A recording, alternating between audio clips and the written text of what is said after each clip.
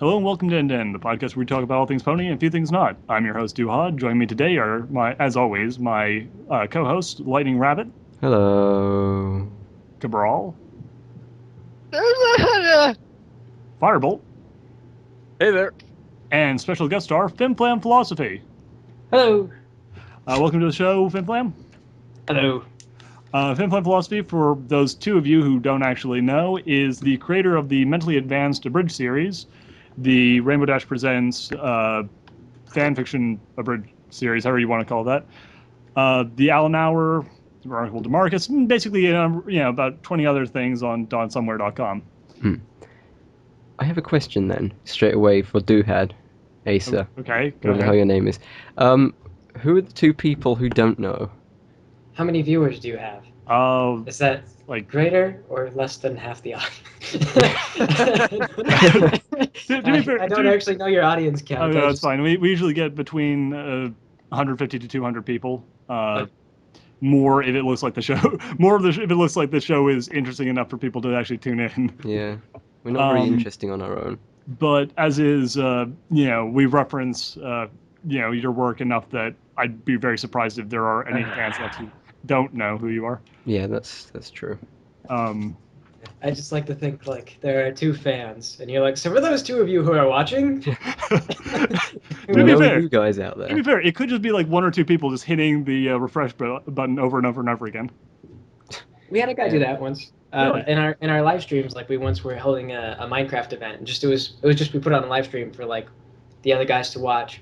And so we get this guy who comes into our live streams. We know it's someone from the server. We just don't know who it is. But he calls himself like John Cars. So he'll be like John Purple Cars, John Red Cars, and he's just got he's got like 100 accounts. And so he'll just log on. And then at one point he like logged out of all of them at once, and then logged in as John All Cars. And then he was like, I have become John All Cars. So, Oh, that's. So- Oh, jeez. yeah, it's possible. It could just be two guys with So yeah, by the way, if you're listening to this in the comment section and you are more than two people, please, list off yourselves in order, one by one, independent names. Say, I am a different person to him. Yeah, let's see if we can actually flood the entire comment box. But anyway, so, you're probably, FiMFlam, you're probably most famous, like you do a lot of things, and I'm actually a big fan of quite a few of them, but you're probably most well known for, two. The Mentally Advanced series and the Rainbow Dash Presents. right. You kind of, Rainbow Dash Presents sort of spun off from the Mentally Advanced series. So I'm kind of wondering how you kind of came up with the Mentally Advanced series in the first place. So, where that all started, where you got the idea for the characters from, and all that. It all started. Actually, I joined another group. Originally, was what it was. Is way back in the early days of the fandom, back when Equestria Daily was still posting just about anything that you could send them. They just didn't care because there wasn't enough content starting out. Yeah, it was not like there's it a was now. pony that upload it. That's Yeah, how it worked. someone would be like they would do things like Luna song, and it would just be a completely original song. It would have nothing to do with the show, and then they would I just know, right? upload it, and they'd be like, it has Luna in the name. It must be Has beautiful. the name. Yeah. I found a picture of a candy bar that said Luna on it the other day. But anyways, back to Yeah, your so- story yeah, of yeah. what it is. Yeah, back in the day, that kind of candy bar would have gone up on the internet. It would have been like, Yeah. Luna candy bar. But anyway, though, Luna candy. Luna candy bar. So back then, they had somebody who put up a thing, and they were like, we're starting an abridged series, Pony Abridged series. Come and audition for us if you want to be in the Pony Abridged series. And of course, a bunch of those have come up since then. But at that time, it was one of the first like big announcements that someone actually took the initiative to make, and they were like, look at what we are going to do. I have a editing software. I'm going to edit this thing. And so I went ahead. I did a voice acting audition for that because like I had a couple friends who were like, you should try abridging, and I think they wanted me just to abridge anything at all. At the time, it was just like ponies was my interest, and I was like, this is fun. I would like to try that. And I figured, it would be okay. I could join the team, and I was in college at the time, so I figured I will join this team, and then I will do pony things, and just in my free time, I have enough time for that. And it totally went to crap. It turned out that the entire thing, they really had no plan or experience, and I'm just staring at you, Cabral, right now. What? Just What did I do? Nothing. Go I on. can't laugh. well, just Anyways. it got political and it got very silly, and there became a lot of leadership politics where everyone was trying to be in charge, Mm. and then I just left, and I kind of was mad at them, so I just did my own. It was like because part of the dispute was that their scripts weren't very good. Yeah. And so I actually rewrote one of their scripts and I sent it to him and I was like, "What would you think about running this instead of what you have written?"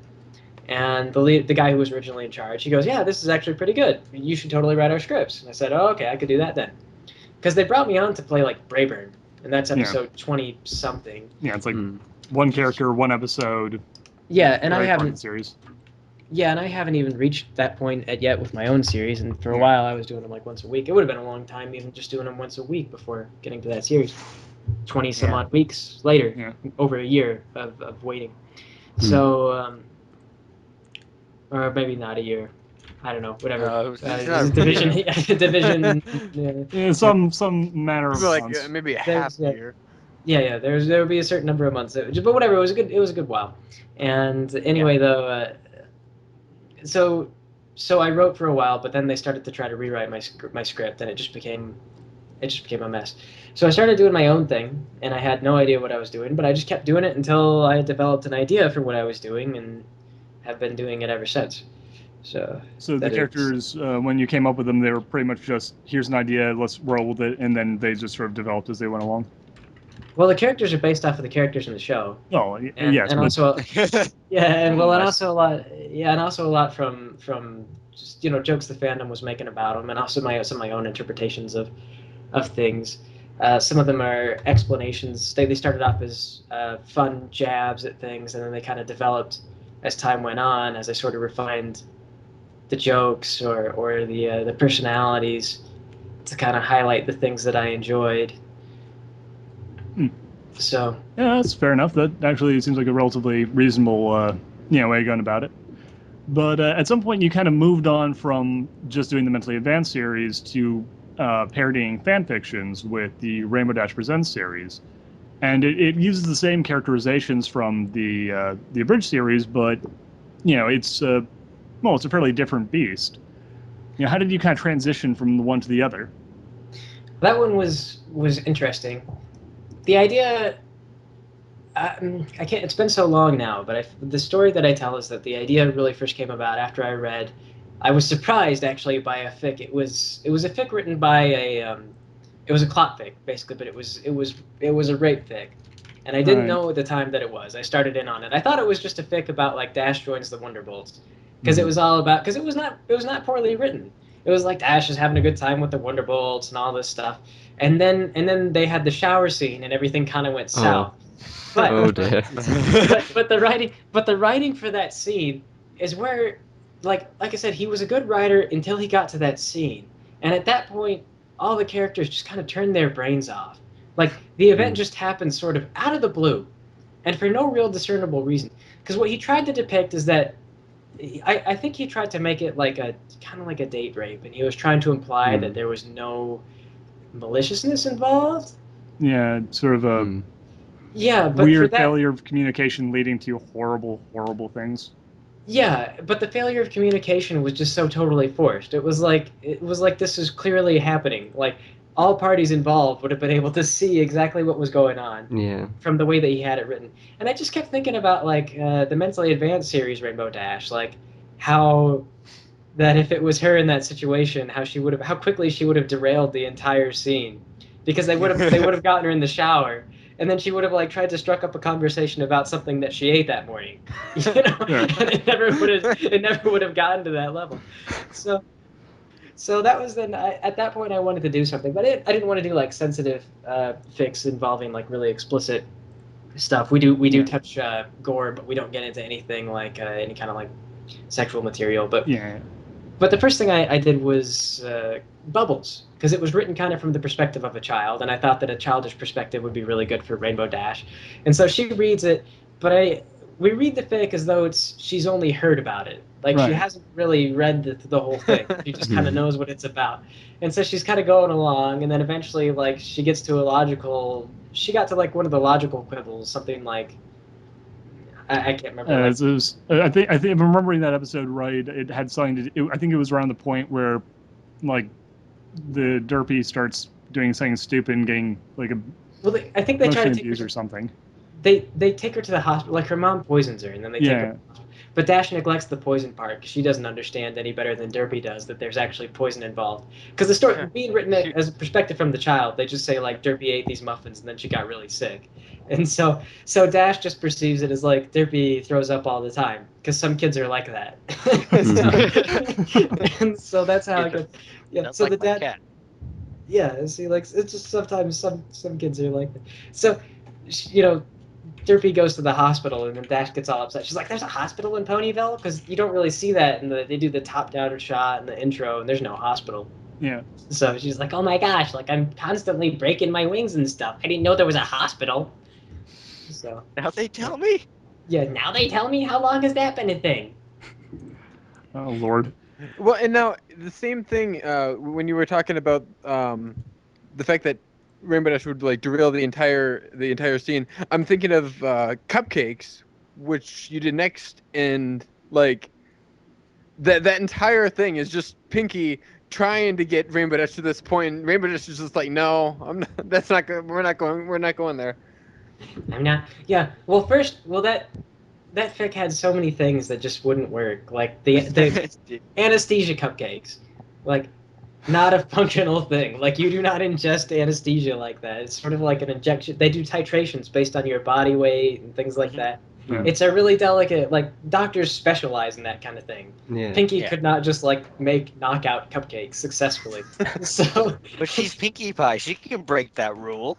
no, she cannot. To She be- But she cannot. She's a To be fair, psychic. I refuse to allow anesthetic this. She could expert. break the fourth wall, but knockout cupcakes, I think, are a bit beyond. Like, it's not a very Pinkie Pie sort of thing.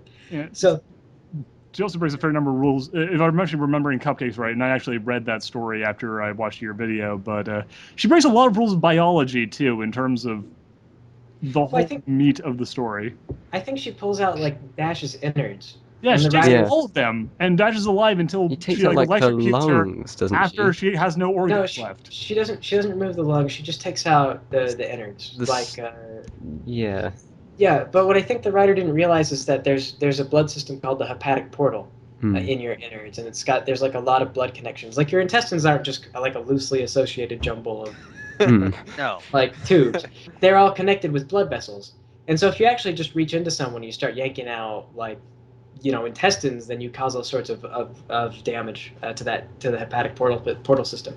And it's like one of the largest blood systems in your entire body. Your digestive organs need a lot of blood. So that would have been like an instant bleed out kind of situation. There wasn't going to be like a pass out from pain, then revive with adrenaline, and then like make look at her. It would just be like I die from blood loss. I go out from shock. My limbs aren't getting enough blood. My organs aren't getting enough blood. Yeah. There was a lot of creative license with the biology of that story. Yeah, there was. So we had those failures in that story. It was like Pinky gives Dash the knockout cupcake, and it just makes Dash really dizzy, and so she like falls down, and then she's just a heavy, talkative, like loopy horse on the floor, and Pinky has to like drag her downstairs to the basement. And then after that, like it's in the Cake's basement because Sugar Cube Corner is where Pinky lives. And that place is owned by the Cakes, who, like, later on in the series have kids, no less. So it's one of those They're things. very Like, oblivious people. yeah, how would you set up a Apparently. torture chamber in the basement of Sugar Cube Corner without the Cakes being away? You set up a murder station, and then you consistently and continuously, kill people in it. Because it is basically stated in the story that she's been killing just all kinds of people. It's not just that she's killing Dash down there; it's that she's been routinely cycling ponies into this basement and cutting them up. She has balloons made out of ponies' bladders, like down in the basement, where they surely Where's your store. friend been? You haven't seen them. Yeah, where surely they store the ingredients for like their baking stuff, and they have to like go down there all the time. Like, what is this? Pinky, you have to clean your stuff out of here. This is not a storage space for you. It's not Halloween anymore. Take these decorations down. Yeah. Crying. Yeah. So from Cupcakes, you took the next logical progression and moved on to doing. Well, actually, I think you did Spider Zeus first, but you then moved on to doing Rainbow Factory, which is probably the second most famous, gore story in the fandom. We also did Somewhere Only We Know. Oh yeah, that's right. You also did Somewhere Only Now, which Yeah. what is Which that- what is the deal with that? There was really a diversion from your normal style, at least up to that point. Oh no, well that one was just like Dash was actually a normal horse, and Yeah. her life in Ponyville was all a dream. And so that one we just kind of made it. The joke we made with that one was like Dash as a normal horse would probably be a reasonably happy horse. Yeah. Like Yeah. the fic tried Yeah. to make it seem like kind of a miserable existence, but you have to think like horses are horses. They're really not. Like you don't sit Yeah. around and think like, what kind of deep thoughts are those horses having about It's their like dogs. Yeah, It's always like happy. dogs. Dogs are just generally happy, and they don't need to do anything special in order to be happy. Yeah. I was always kind of wondering, where the hell did the zombies come from? Like, why was that a thing? Biowar. Oh yeah, that's right. Because Applejack and her brother were sold to like someone who abused them, I guess. Right. And so she sees them, Ah. and the story talks about like how skeletal they become. So I was just like, they became zombies. Okay, I know this. Yeah, they caught a zombie disease. Yeah. So See, that works. Like everything else, I was like, okay, I can kind of see where that might have come from. But then I saw the zombie bit, and I was just like, what? yeah. Yeah. They sold them the horse because everyone who uses their horses professionally takes terrible care of their Oh horses. yeah, obviously. Haven't you ever, read anything by PETA? Like people who care for animals are monsters all the time, 100%. Yeah. So that was one. Yeah, that was one I just thought was silly. Is like, why would you buy these horses and then starve them? Yeah. Like maybe if that farmer was on like really hard times, but the notion that you would buy these like two sturdy workhorses to carry all your stuff and then not feed them is just sort of that was just one that I thought was strange. And so zombies. Yeah, makes sense. And you then did Rainbow Factory, and finally, most recently, you did it was My Little Dashie. I was going to say, you can't remember that? Yeah, One of the most I'm popular sorry. fanfics. There's 100 degrees here. I'm trying my best. It's not an excuse. In Maine? In Maine, yeah, I know. Seriously, it's In ridiculous. Maine? Yes, in Maine. In Maine, it's very warm because of the heat wave. At any rate, interestingly enough, Cabral here actually knows Rob Cakrin, the writer of My Little Dashie. I do. Yeah. So does Lightning Firebolt, second guy right there. Oh, true. Yeah, we interviewed him a couple months ago. Yeah. Someone. And there's sort of a funny thing about that story that he told you, wasn't there? Oh well. Oh, yeah. He mentioned that he wrote it in like 8 hours. He sat down one night and wrote the story in 8 hours, posted it up, and then went to bed. In the morning, he's like, "Okay, that was a stupid idea," and he took it down. He took down the story, and he got an overwhelming response by the people saying, "I wanted to read this. I was really getting into it. Please put it back up." And so he ended up putting it back up, but he actually didn't like the story after he had written it. It had a good emotional flow, but it didn't have a very good logical flow. Yeah. Well, he said that it wasn't ever meant to be a sad fic in the first place. It was meant to just be, to teach a lesson saying, you can't always have your way, you can't always get what you want, and inevitably something good was going to go away. A depressing man. Depressing man. Well, he does deliver newspapers and newspaper accessories, so Yeah. it says Well, in Sky Pedro Status. said that he got a hold of us, and he did say that he condoned our making fun of it, because I've been told that it's one of those things. It's like the Who with Pinball Wizard, where the Who absolutely hated Pinball Wizard, but the crowds just loved it to death. They couldn't go to a concert without playing it. Yeah. And so I've been told he has that kind of relationship with that fic. Yeah. Yeah, he does. I could He's absolutely hilarious. see that. His room is horrible, but anyways, moving on. Yes. You show me a picture yeah, of his room. He's actually, got everything you can imagine. yeah, mentioning Pederap and continuing this, vaguely rambly flow. How did you, like Rainbow Dash Presents as a series probably wouldn't be nearly as enjoyable as it is, no offense, without the wonderful art that Pederap does for it. How did he meet? Well, he just sent me some fan art, and I think he sent me like two or three pictures.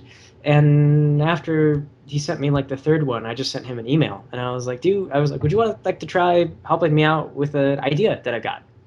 And he said, yeah, sure, I'll give it a shot. And that was how it went. So Very he was just up for it, and we went ahead and did it. Oh, okay. Well, that's actually pretty standard and not all that interesting origin story. One thing I like about Rainbow Dash Presents is that you also do not just fix, but when it got really close to Magical Mystery Cure coming out, and we all knew Twilight was going to become an Alicorn, you put out Alicorn Day, Yes. and dealt with that situation. And do you want to just give us a little bit of a history on why you decided to put this video out before the episode came out? Oh, because we didn't want to. It was kind of like our prediction on the whole thing, or it was sort of like we already had our thoughts on it. We didn't want to release it late and be like, these are, like, I didn't want to appear as though we were waiting to see the actual reaction to it or anything like that. Because the thoughts. Make your own interpretation. Yeah, So. The thoughts that I had on the entire thing were already there, and I just wanted to express them and have it not be colored by the actual thing before it was too late. So we got it up just before. I think we just finished it just before the episode aired, and I'm very proud of that one. That one had a lot of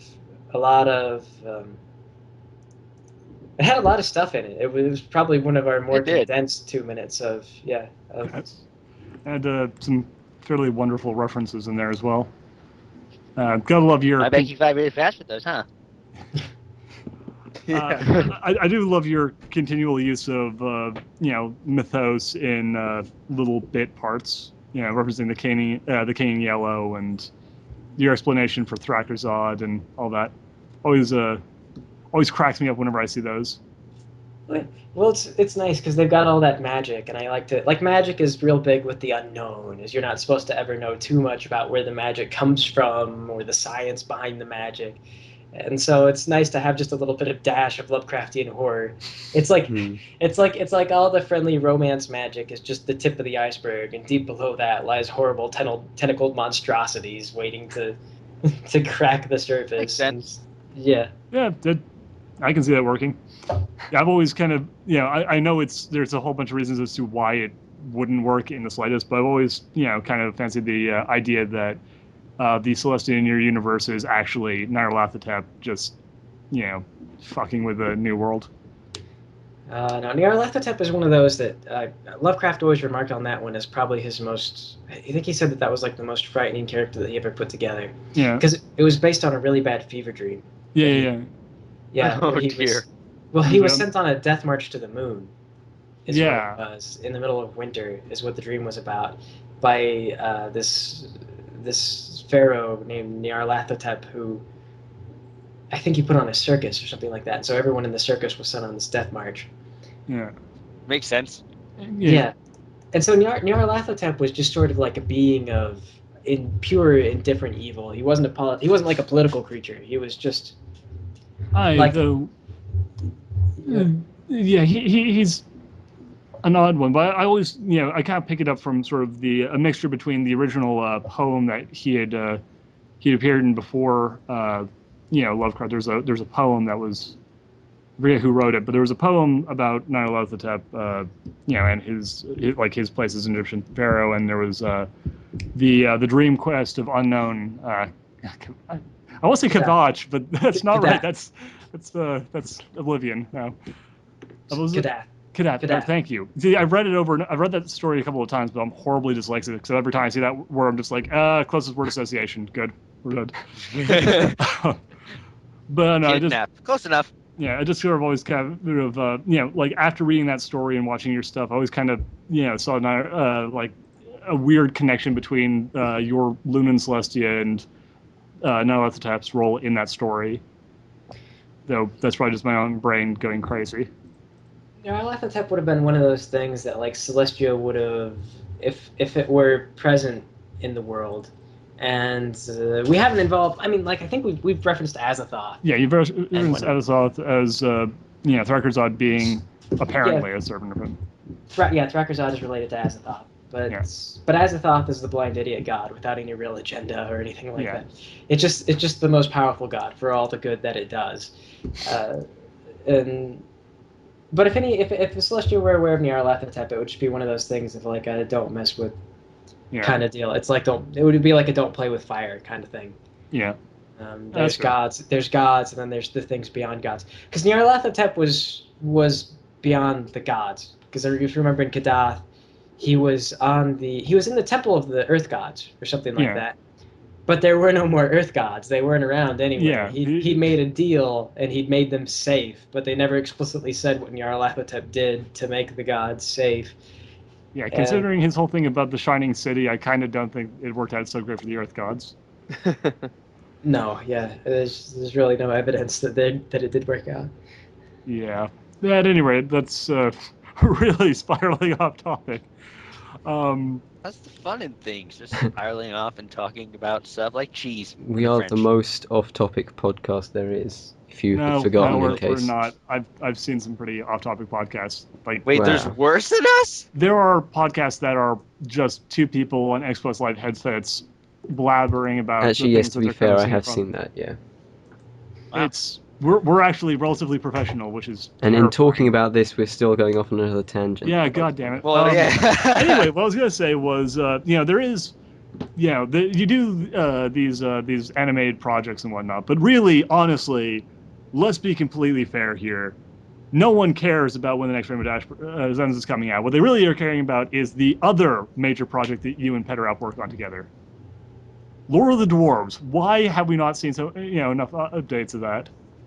Well, we were trying to get a rush done on Rainbow Dash Presents. I see. And so we put it on the side because Petarap is also doing a lot of other projects. He works for Monster Cat and also for BronyCon. Right now he's doing comics for BronyCon as well. They hired him for that. So he's got other stuff that's going on, and so in order to try and get Rainbow Dash done before it was too late, we put a hold on Lord of the Dwarves. Unfortunately, we still didn't quite make the deadline, but then the con got canceled, so now we're just getting it done at the pace that we can manage, and we'll have it up as soon as it's ready. That's fine. That's fair. I mean, it could be better if you were releasing like crazy Lord of the Dwarves content that all your fans are clamoring for, but that's fine. Asa, you're not a Yeah. fan, are you, of Lord of the Dwarves by any No, chance? Maybe. What? No. I mean, I have no vested interest in the slightest. I just, No. I just thought I'd ask. Just. Yeah. He is from Maine, so. No, I'm kidding. I'm kidding, I think obviously. they're No, I pretty do sure like Lord of the Dwarves, though. It is a shame that we haven't been able to see, what the deal is with the sheep and all that. But well, we plan to get back to it, and I can tell you they're going to go off and the myth of Ulysses, right? yeah, of course. Well, yeah, well Grant. it's Oh, okay, that's right. I was Some of the- anxious, but yes, or Ulysses or Odysseus, I guess. Yeah. One way, I think the Romans called him Ulysses. it But was, yeah. It's the Lord of the Dwarves is based off of a couple things, like the trial Xenophon's trip through was it Persia? I think yes, I think so. Yeah, Yeah. something like that. Then Odysseus' trip around the Mediterranean and Yeah, and those different sort of things. So we're gonna go do kind of a polythemus sort of thing with the dwarves. awesome. That Yeah. actually sounds really good. That's it. Like I was joking, I was sort of joking before about how all your fans are clamoring for it. But honestly, like if you are listening to this, if you are a fan of Don Somewhere's work, but you haven't read Lord of the Dwarves, it actually is really good. It's a very good comic. But yes, in addition to all those, though, just going through your content right now, you also obviously make a series of Let's Plays using the Rainbow Dash character. Right now, New Vegas and Pony Fantasy 6, I believe, are the two ones you're really working on. I use the voice for her, Yeah. but I depart from the character quite a lot. Okay. Well, Yeah. to be fair, you kind of seem to have the character going to an extent in Pony Fantasy, though. Yeah, in New Vegas, you're Queen Latifah. Yeah, like I maintain like just the emotional like silliness, that sort of thing. Yeah, the character who does Let's Plays is significantly smarter than an MA Dash. But why did you decide to start doing those? I just want to get more content up, and Okay. then see if we could get more. I know what that's like. Yeah, get more Let's regular play for fun. viewers while we work on everything else. That's fine. Actually, I started Something doing to it. put in between all your major vids. Yeah. To be fair, I actually do a similar thing. It's like Let's Plays are fun and not too difficult, and they can be a nice filler in between other stuff. Though Yeah. the New Vegas stuff is a little bit like that. Though to actually say that your Let's Play of Final Fantasy VI is actually almost a I don't know, it's like a mix between a Let's Play, a lecture series, and a like a series of analysis videos. It's actually I really like it, but what kind of got you into doing this? I don't even know how to describe it. Like, but how did you decide to what got you to do that? It was just the nostalgia. Me and the guys on the Minecraft server were looking around YouTube, and we saw the Pony Fantasy Let's Play that someone else had done, and so we were like, oh my gosh, they made a Pony Fantasy 6 game. Like they made a ROM hack starring the ponies, and I just had so much nostalgia. Final Fantasy 3 was like the first RPG I ever played, or Final Fantasy 3 in the U.S. that is, and so it was just one of those things that I just kind of had that wave of nostalgia, and I was like, oh gosh, I have to play this. And then because it was ponies, I was like, maybe I'll do a Let's Play of it, and I was thinking like, oh, maybe it'll just be one thing. Then I really kind of enjoyed doing the Let's Play, and there was a lot of opportunity for kind of analysis, both just like straightforward analysis and also comedic analysis. And then I picked up New Vegas as well, because that one has got a lot of things. Well, in Vegas, they tend to sacrifice a lot of like People. logic for theme and atmosphere. Yeah, I can definitely see that. I like New Vegas quite a lot, especially with some of the stuff they did with characters. That there are some pretty enormous logical gaps in a lot of the stuff that you are doing in that game. I just you just notice the weirdest things though when you start to look around in the game and you start thinking about it as like in terms of like, why don't we clean this area up? You start looking at places or you see things like there'll be the bridge and the bridge is collapsing and yet people still live underneath it. Like there's rubble all over the place, so it's falling down. Yeah. But So why do you live here? Yeah, you're like, so why don't you just knock this bridge down? Like we've got dynamite. You could destroy the bridge, like safely. You could use maybe? the stones to build another home. Yeah, you could use the stone. You could lay it down for gravel in the roads. Like you could rebuild the city. Yeah. It wouldn't be the same With as this it was bridge. before.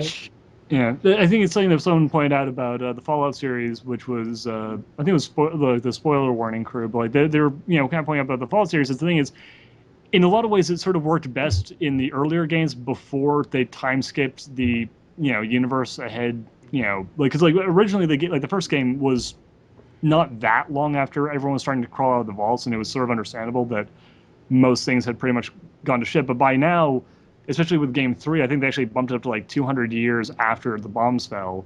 Everyone's like living in cities made out of scrap iron. Yeah.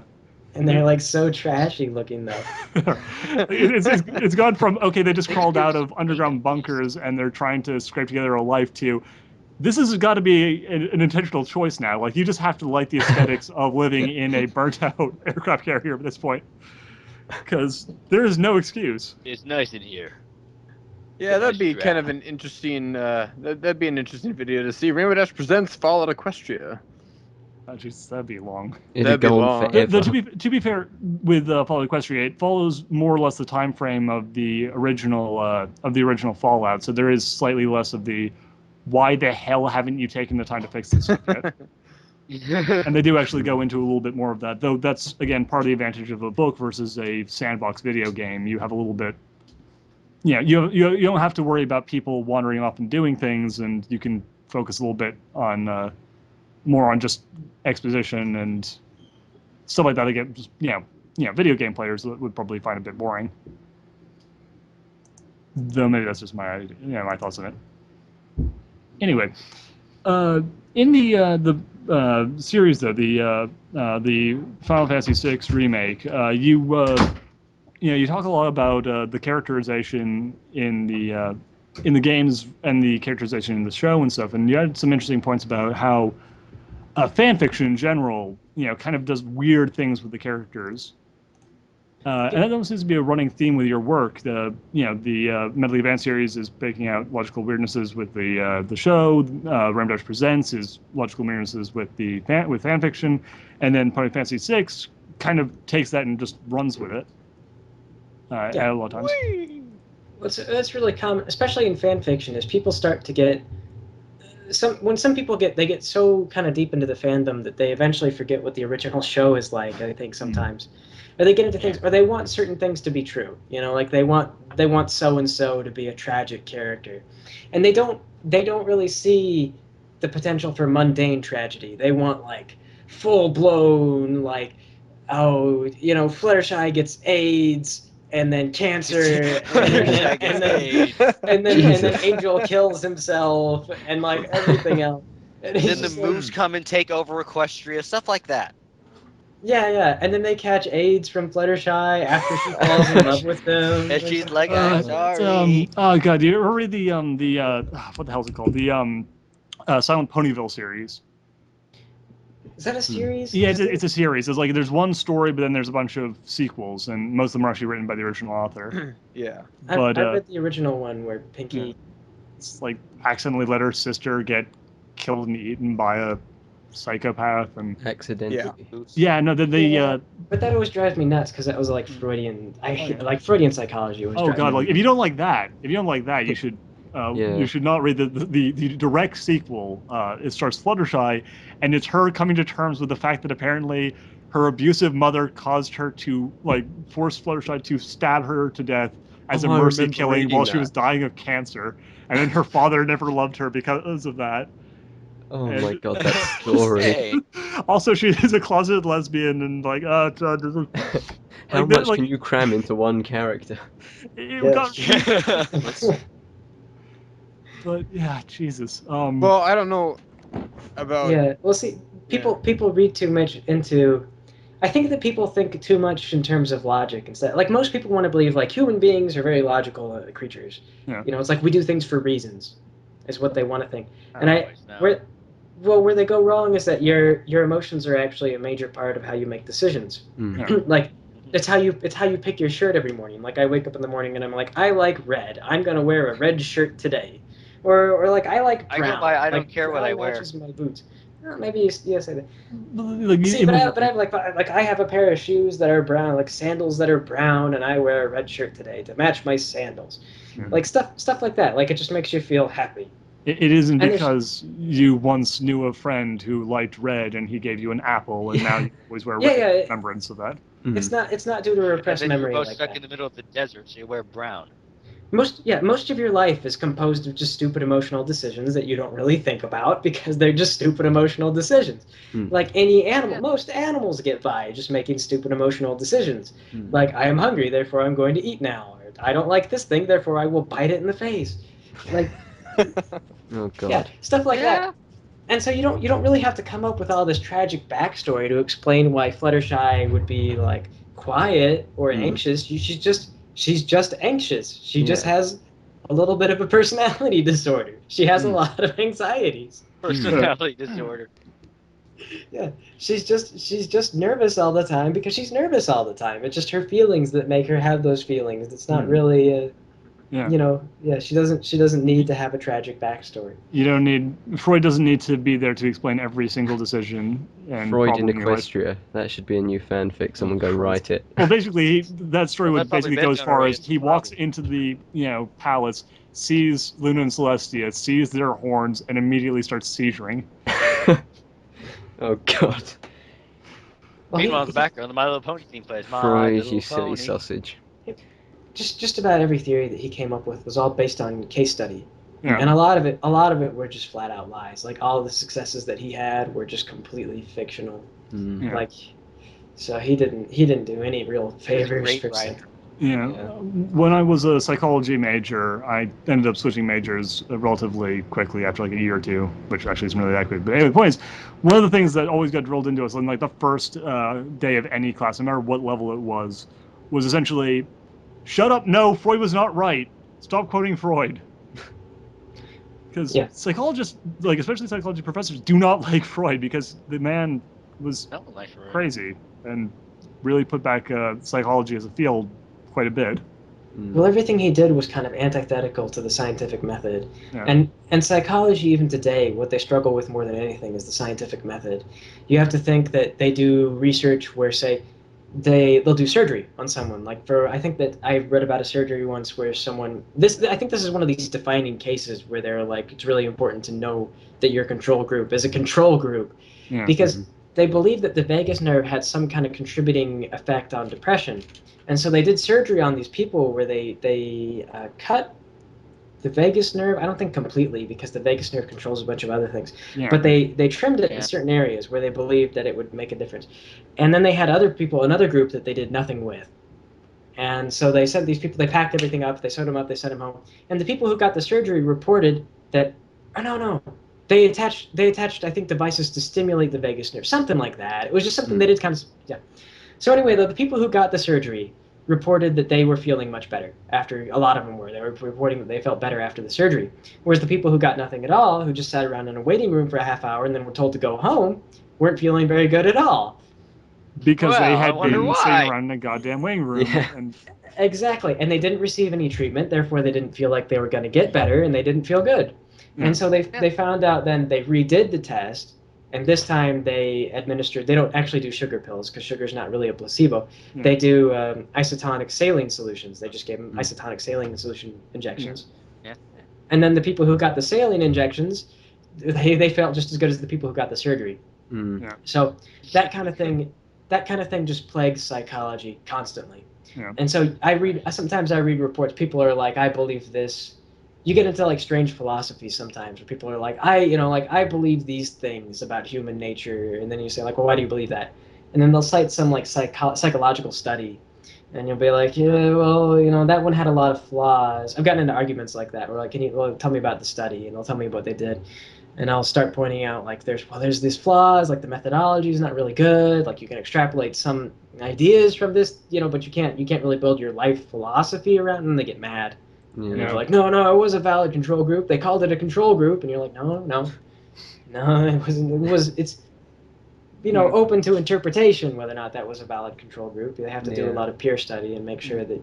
The part of the problem with psychology is that it's based on human reactions, and pretty much you're always stuck with the problem that people have tendencies that it's really hard to control. Like it's really hard to isolate things about people and then go, yeah, here we go, this is this is definitely due to what we did, not just due to the way these people are. Like there's a lot of variation in what human beings are.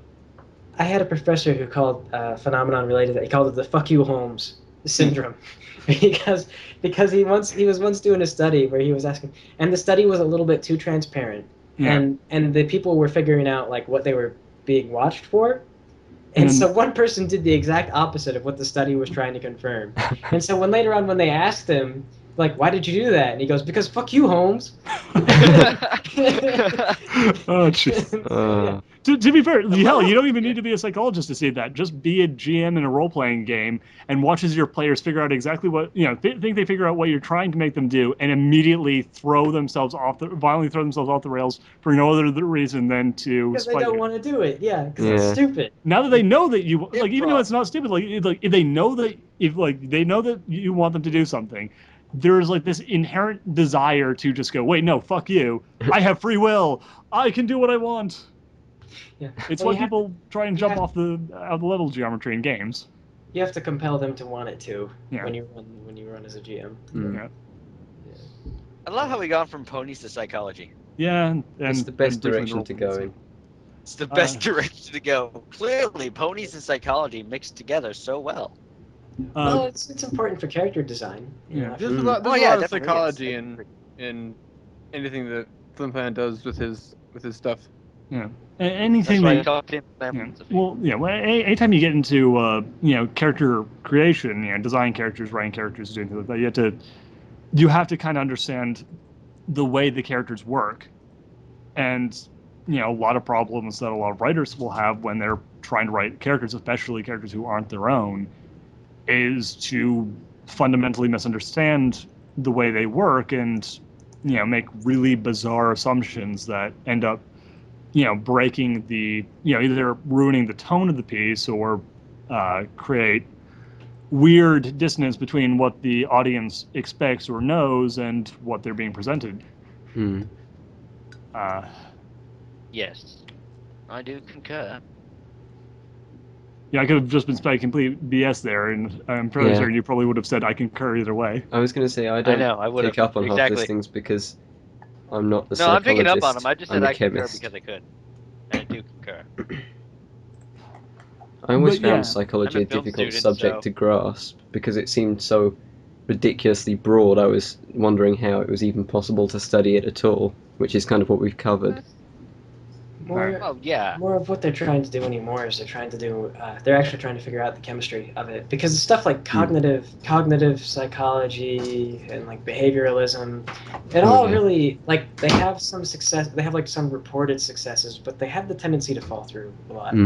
Is it Yeah. like it'll work for like some people, where they'll say, oh, cognitive psychology works for 70% of depression patients, but then you start doing a little bit of research and you find out that like 70% of people who suffer from depression, they have ups and downs, and they'll kind of get out of their depression on their own. Yeah. Anyway, and so it's like there's just the non biological stuff, the stuff that's not like hard science, has just not been panning out in the psychological world. Yeah. So they're getting a lot more into physiology, but it's difficult because we cannot examine the neurotransmitters that are active in your brain without killing you and then grinding up your brain and looking Yeah, at what's there. So, Which, to be fair, if we were willing to just, fund the Mengele want Research us to Center, grind up we'd your brain for probably have a science? much more thorough understanding of the human brain. But some people just don't seem to want to make sacrifices for science. Yeah, it's not like I'm using my No, a lot of brain. people don't. well, we might also just find out what the brain does post mortem, which Yeah, is true. not Yeah. helpful either. So It True, does. but we won't know There. until we find out. Yeah. Bring in the homeless. Doesn't that go with everything? We won't know Bring in until the we homeless. find That's out. horrible. Bring in the French. Yeah, bring in the God French. damn it, we What were about- just going to like. What about the ruin French all- homeless? Oh, there you go. Yeah, I thought we agreed that we were going to stop making fun of the French because. Well, When we did- said that like when- 6 episodes when did ago, we but you know agree what? that? It's just. Oh, I agreed to it. I don't remember writing any sort of charter out that said we couldn't. Well, you're not French, Bunny, especially the imagination FiMFlam. Well, he's English, Any so he chance? has to write parchment. It's I know, part of his- FiMFlam, Greg, Oh. you're not French, are you? I don't know. My family tree sprouts up all I over don't the know. place. Fair I enough. come from a family of indiscriminate lovers. That is the best answer I've ever heard. That's an amazing answer. we don't care. All races are equal. No, yeah, I got. I Except do the actually have French. some French relatives, so Yeah. I have the problem of like every time I hear like people are French bashing, I'm like, hey, cut that out. Like I have French family, and they're like, oh, sorry, like we didn't mean to insult your family. I'm like, well, to be fair, they're all homophobic racists, but I mean the point stands. You The shouldn't point be, stands that you shouldn't make fun of homophobic racists. like not all the people there are. It's just my family sucks. It's The not people who often. happen to be related to me are terrible, but that doesn't mean they're all terrible. It's just I see it as a just friendly stereotype kind of people. competition thing. Obviously, I don't actually hate the French, but I'm sure they hate me. But they hate back. It's a natural reaction. Yeah. oh lordy. So Anyway, moving go away back from the now. racism.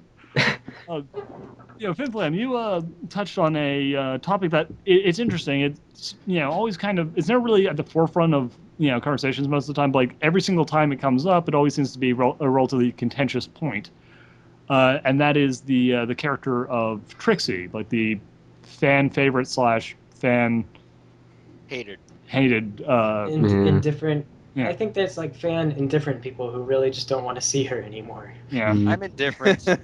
Always Not that I don't want to see her. I'm just I indifferent. liked her on the Well- show. I thought she was kind of funny, but like, just Well, it's like, well, there's like really nothing that compelling about her. Mm. It's all this extended fanon that's like surrounded her, that stuff that people keep making to get on Equestria Daily. Well, Yeah, it's mainly. funny- There you go. It's That's the funny because reason. this group here, especially, I think there's one of every different kind. I think Duhad doesn't like Trixie. yeah. I dislike her. AR is indifferent, and I'm actually one of the people that really like Trixie as a character. And lightning What about doesn't the rabbit? exist, apparently. Yeah, well, The rabbit Well, doesn't exist. I don't know what your stance on. I think he's don't know. indifferent. I'm kind of indifferent. I don't really see Yes, the any. British and the Californian are indifferent. Yeah, as was What- mentioned, I'm kind of neutral because she isn't really that compelling but I guess if she came up again, Well, I don't she really wears care. a fancy hat and cape with stars. That's kind of entertaining right there. So that's Oh, Oh, probably I the can thing make main a reason. terrible doesn't- joke with that. I'm not- She doesn't elicit any strong emotions in me. It really. Hmm. I like the depiction that I made of her though.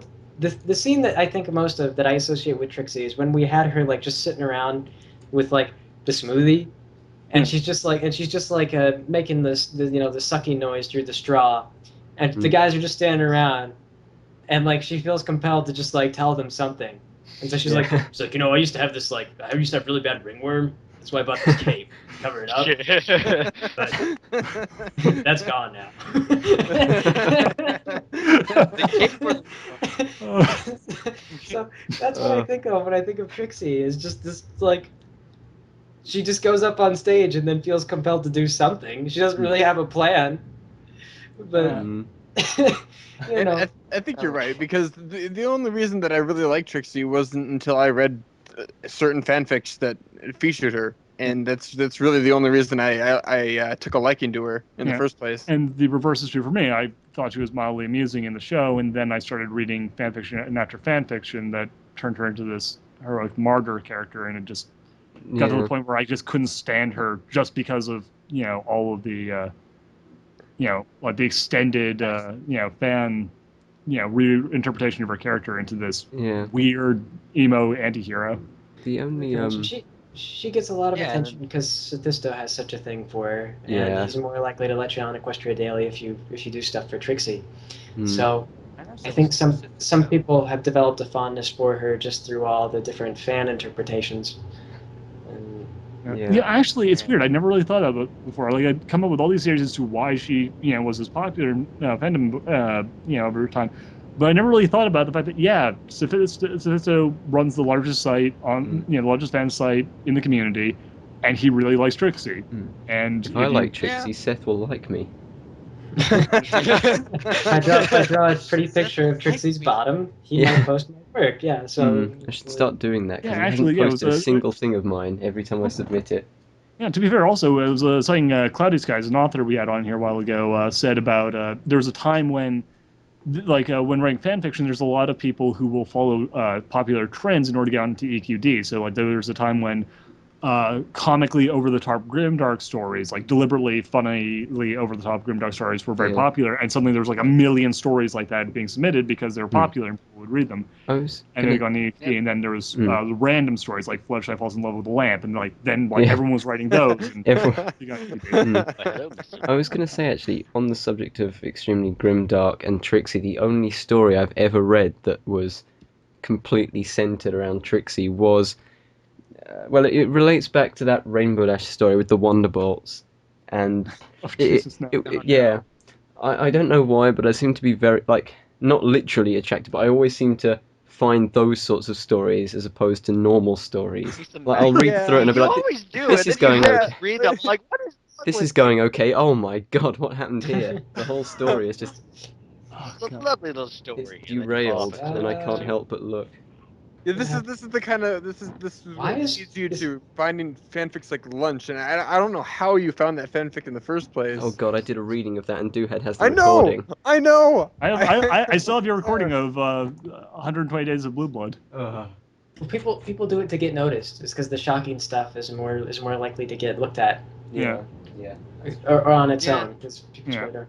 Except I don't think it's become that shocking anymore because it's Yeah. just so. It's reached the point of saturation. Mhm. It's I mean, Yeah. even the very first one I read, which I think was probably Cupcakes, and then Sweet Apple Massacre, things like that, they never really brought it never really affected me in any way, because I knew that the author was trying to get a reaction by being gratuitously violent in the stories, and That's so why I I just like didn't this. let it affect me anyway. To be fair, it also kind of comes into a sense of tone and immersion in the story. I it actually does. find that like a lot of times, if you really go over the top, it's in right. It can be impossible to actually really get invested in the story to the point where you're actually shocked and scared by what's happening on screen. It's a lot of old school slasher films would get to this point where they would have like an effective first movie, but then they'd get to the point where you just had a bunch of unlikable assholes getting killed off by a comedic Like killer. Scream 53 or whatever one's Yeah. out at the moment. Yeah. And Well, and it's become a thing now, especially with this fandom. If you're going to write a horror story, for some reason it has to be gory, it has to be grimdark, it's just splatter. and stuff.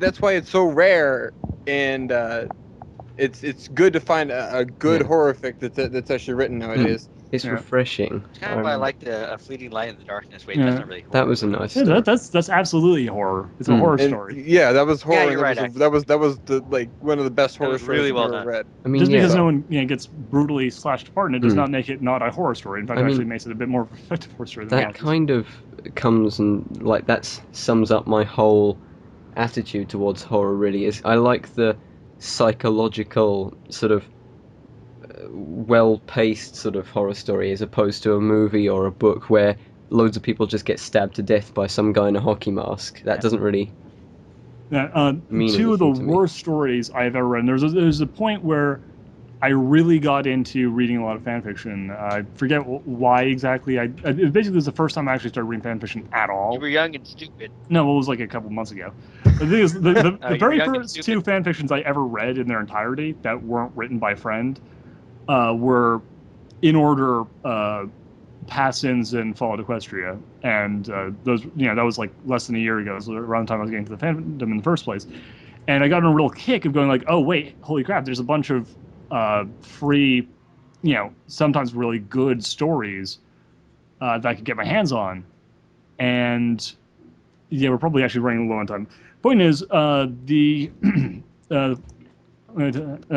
sorry, lost my train of thought. What I was going to say was, I got into a kick of reading these stories, and I went through a ton of them, and a lot of them were really good, but there were also a lot of really bad ones. And I think the three that I really remember as really awful and it really kind of turned me off of reading a lot of fan fiction, just as a rule of thumb, was one story that was. It was basically the whole thing. It actually ties back into the psychology thing. It was basically this one story that was this really bad attempt at trying to make all of the characters, explained through Freudian psychology, but it was all really badly done. Like Pinky's depressed because she's, constantly trying too hard to make everyone else happy, and like her. Do you remember what the story was called? I don't. Like I actually probably had the Conversion Bureau. It was not the Conversion Bureau. No. His mind that wiped it, so he went on to remember such a scarring, horrible story. I had it somewhere around here. I could probably find for you eventually, but the things were Lord, the one story, like the story had these, like all the characters explained through really ridiculous psychological parts. It might have been called like like the psychology of ponies or pony psychology or something, but it was this 6 parts, 1 chapter for each of the characters, and again, it was like Applejack, like Pinkie Pie was not actually happy, but always just trying to pretend to be happy in order to make other people happy. Like Applejack was, for some reason, this incredibly violently homophobic person who was also closeted. Like Fluttershy is, like from an abusive house and a lesbian in love with Rainbow Dash. Who was why is it always a lesbian in love with Rainbow Dash? That seems to be the staple. It just seems to happen a lot. That is always a staple. It's or like, it's the other way around. Rainbow Dash is a lesbian, and she is a lesbian with take your pick. Vein. Yeah.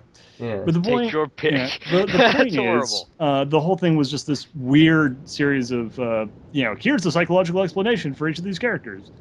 And the second really bad story I read was, falling into them. This is actually the point where it was actually the story that kind of got me to really get annoyed with Tracy. Was a follow-up story where all the characters basically, like Twilight turns out to be a golem, like the Golem of Prague type golem. Right. And she has an evil doppelganger who's becomes like an evil queen, and all of her friends become supervillains, and the only person who's helping her is Trixie, who's actually her sister. I hate to use this overused phrase, but seems legit.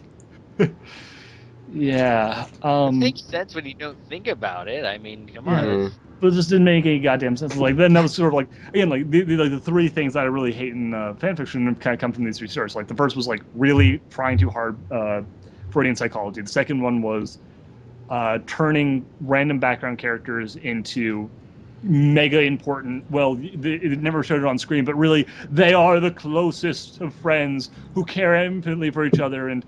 All the rest of the main six get horribly murdered, but it's when Trixie dies that Twilight completely breaks down. It's like, no, why was the best of us taken from My us? only It's like friend. it's like The Room with Tommy Wiseau. It's very much like the room. You monster! How could you have killed him?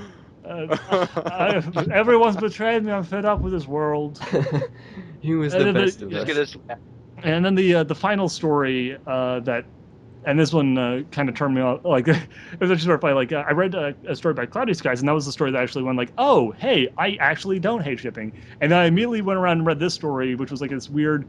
It started as a weird little rom-com about like Fluttershy, getting hit on by Rarity and Rainbow Dash. It was sort of cute. It was this cute little rom-com style story, and then it like without warning turned into this weird semi-porno thing. I was just like, yeah, I'm done with shipping again. Unfortunately, you really have to be careful, and there's so much bad fan fiction, but there's so much good fan fiction at the same time that I can't be turned off by it because I know there's always going to be another good one that's going to come along you just sometime. have to wade through all the ones that don't tag properly, and you get halfway through it, and it's actually some sort of clock fic, and you just have to abort it straight away. Please don't say abort it. Well, no, not. I mean, the worst thing is that when it's well written like that and it's well paced and it's got all of these things that make up a really good story, and you want to keep reading, but that bit has just kind of ruined the story now, and you can't. So just like Lyra and Hans. I can't. Well, yeah, Lyra I and Hans can't. is just terrible. I can't overlook it. Yeah, Lyra and Hans was written by someone who wasn't English, and therefore the spelling and in general the whole story took a. It's so great to find a fanfic that wasn't written by someone that is English as their first language. I mean, I don't like to laugh at people's fan fictions, but there have been a few where it looks like they've been drunk while writing it, or they have no idea how to put a story together. Yeah, I'm sorry. Half-Life Full of Consequences was funny as hell, and it was just so bad. Yeah. And you back, FiMFlam?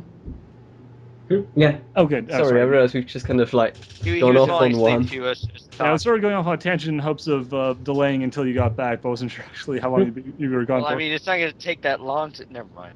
You don't have to say what it was. Who was what? I didn't even know anyone was gone. I left you.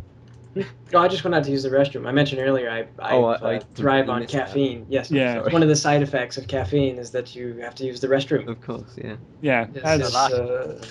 So I just, you guys were talking, so I just. Yeah. Damn you, human fallibility. That's not going to make the cut. Okay. It's all like going you'd in. Yeah, like you'd actually edit the podcast. Like I'd spend the time editing. So you have to listen through all this stuff.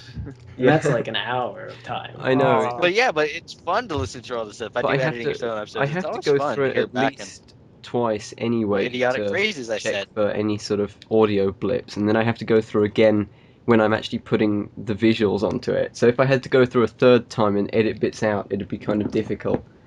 So I tend not to, unfortunately. Right. And look behind the scenes with Lightning Rabbit on how he doesn't actually spend much time editing his podcast. We're recording the things that which he has been asked to record. I've been busy. That's never an excuse. What do you mean? I've been. Anyway, I was busy too. I was hit by a car. Actually, that reminds me your of. car was hit by a car. You weren't hit by a car. While on the subject of fanfiction, I remember there's one last thing that you've done that I haven't actually. Oh, actually, first, you do music. Your music is wonderful. People should buy your albums. They're great. We'll link it right here, and here, and here.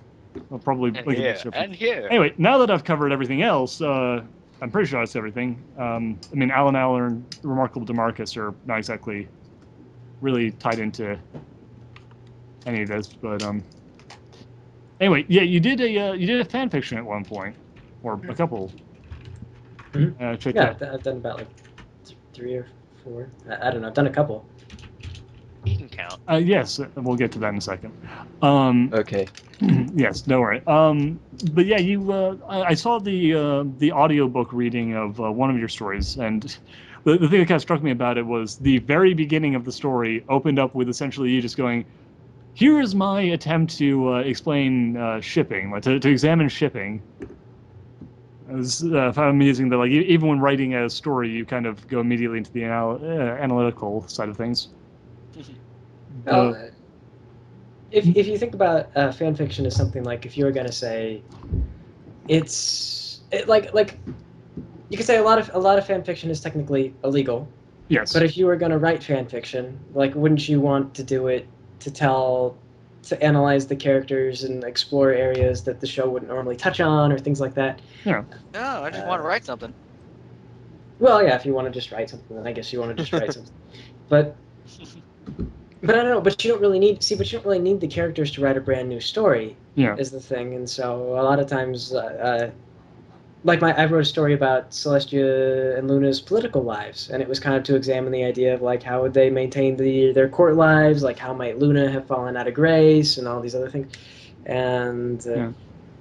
But you know, I don't know. No, I'm not saying it's a bad thing. In fact, actually, I respect that immensely, and I do approve of the idea of using fanfiction as a medium to kind of explore ideas. Yeah, we'll get to that. Sorry. It's the best Okay. way to communicate. All you have to do is It's type fine. that. You could also just say, like, you can ask questions But yourself. it interrupts the flow. There's no flow. It's random. We're interrupting the flow right now. Well, I'm here. At any Yeah, rate, that's true. I'll get to your questions in just a second, Alex. All right? They're not my questions. Fine.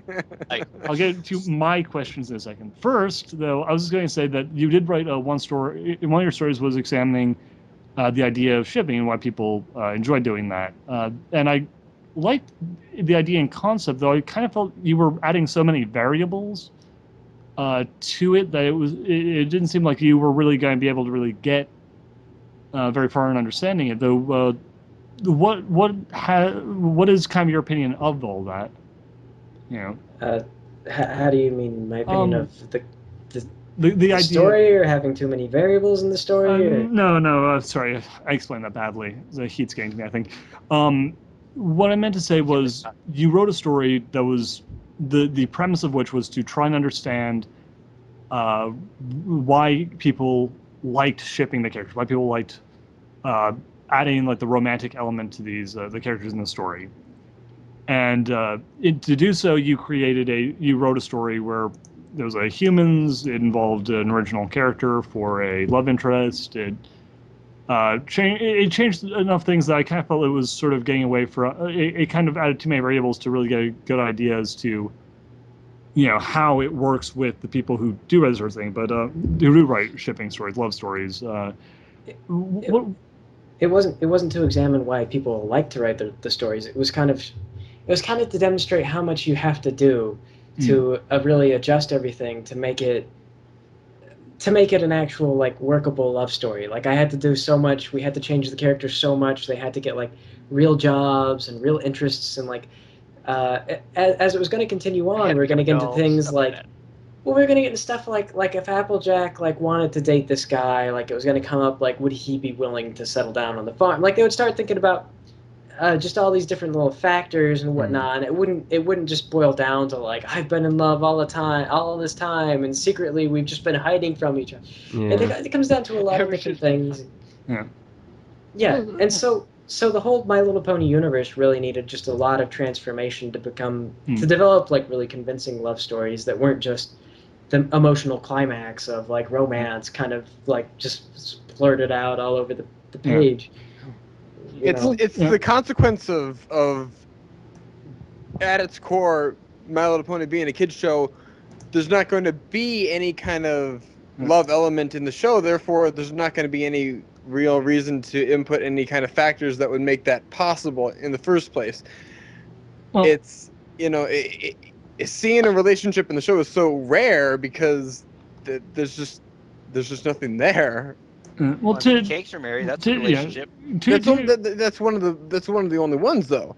Yeah. Well, to be fair here, let's be honest. It isn't that concept is totally absent from the show. It's largely absent from the show, and for good reason. But I'm kind of wondering, is that your personal opinion on the idea of romance stories entirely within the community that like they pretty much cannot work because of how many hoops they'd have to jump through in order to work? Or Well, you could do, I mean, like you could do a love story involving like horses falling in love with each other, but you have to think that in real romance there's a lot of flirting, and then there's a lot of body language and whatnot. Like if you Yeah. get together with a lady and you guys are kind of interested in each other, you do things like you invade each other's personal space to see how the other person reacts to it and whatnot. And if they react well, then you gain a little bit of confidence. If they seem kind of uncomfortable, then you sort of back off, Yeah. and so on and so forth. And there's all these things. And there's a lot of stuff we do with our hands and our eyes, and so like you could do it with horses, but you'd have to do a lot of research on like mating rituals that horses go through because they don't Yeah. use their hands, and they do more like They don't smelling. exactly have and- hands. Yeah, they don't have hands, so they do things like they smell, and then the male horse like makes faces at the female horse, and then she does Yeah. the.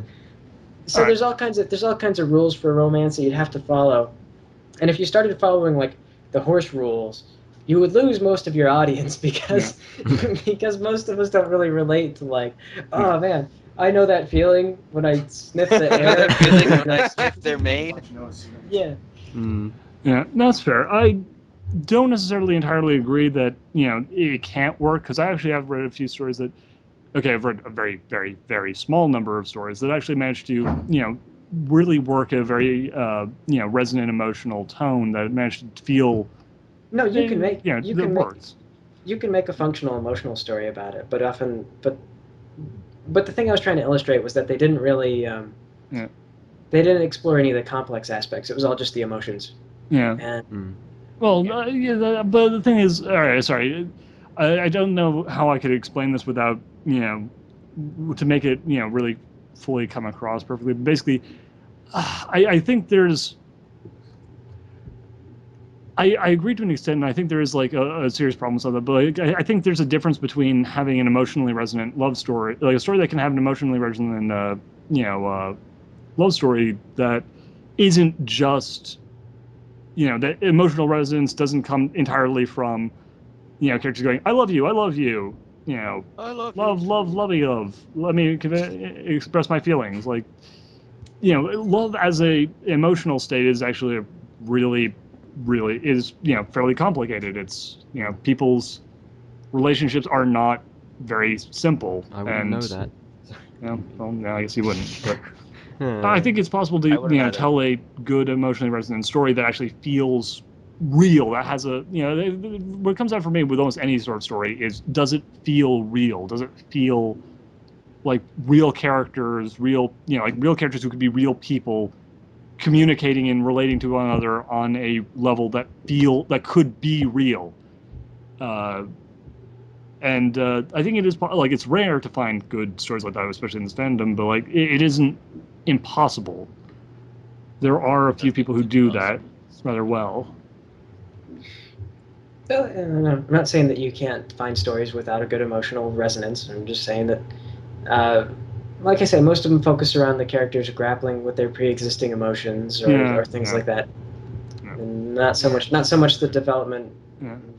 Of them. To be fair, yes, yes, that's like 90% of romantic fan fiction is, these characters have always been in love. Shut up.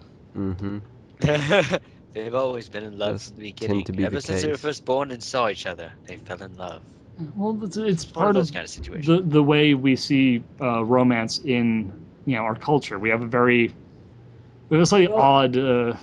Well, people like to think that you develop this idea, like you develop ideas suddenly, like you Yeah. have this sudden inspiration to do a thing. And it's really not. You probably were thinking about it a lot, but never too seriously.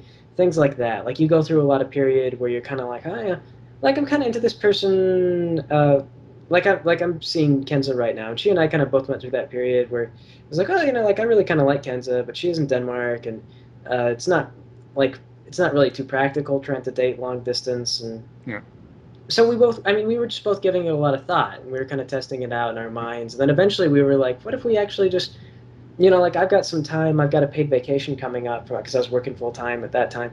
So I've got a paid vacation coming up, like maybe I'll just come out to Germany and we'll see each other. or something like that. And so there comes a point where you start to sort of take it seriously, and then and then once we got together, we still kind of had things. It's like we hadn't met each other physically, and so we went through, like I say, a lot of this stuff where like it's like, I'm invading your personal space, or she would put her hand on my arm, and just there's like a lot of testing and just seeing how the other person responds and where the comfort zones lie.